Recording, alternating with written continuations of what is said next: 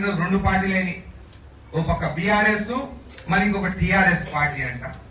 TRS ఏంటంటే తెలంగాణ రాక్షస పార్టీయా, రక్షణ సేన.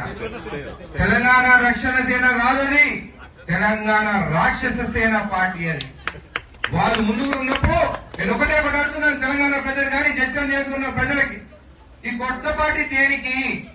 మీ నాయన 10 ఏళ్ళు సీఎం గా ఉన్నప్పుడు 10 ఏళ్ళు దోచుకుంటుంది కదా, మళ్ళీ ఆ రోజు ఎందుకు కొట్లాడలేదు?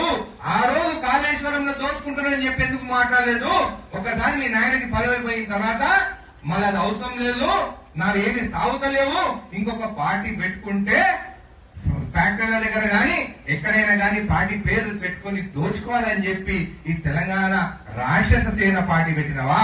అంటే ఆ పార్టీలో జాయిన్ అయ్యే వాళ్ళు అందరూ రాక్షసులు, దోచుకునే దానికే ఈ తెలంగాణ రాక్షస సేన ఆ పార్టీ ఆమె కూతురు పెట్టిన. ఒకటే అడుగుతున్నాను, ఒక తండ్రి పిల్లలు పుట్టినప్పుడు చదివిస్తాడు, పెళ్లిళ్ళు చేస్తాడు, వాళ్ళకి ఏం కావాలని చూసుకున్న తండ్రి పైనే కొట్లాడుతున్నావు అంటే రేపు ప్రజలకి ఆ పార్టీ ఏమి న్యాయం చేస్తారని చెప్పి కూడా నేను అడుగుతున్నాను. అంటే ఈ టీఆర్ఎస్ గాని ఈ బీఆర్ఎస్ గాని కేవలం దోచుకునే దానికి పార్టీలు పెట్టింది తప్ప ఏ ఒక్క ప్రజల కోసం న్యాయం చేయాలి గాని పేద ప్రజలకి న్యాయం చేయాలనే పార్టీలు కావని చెప్పి కూడా తెలియజేస్తాను.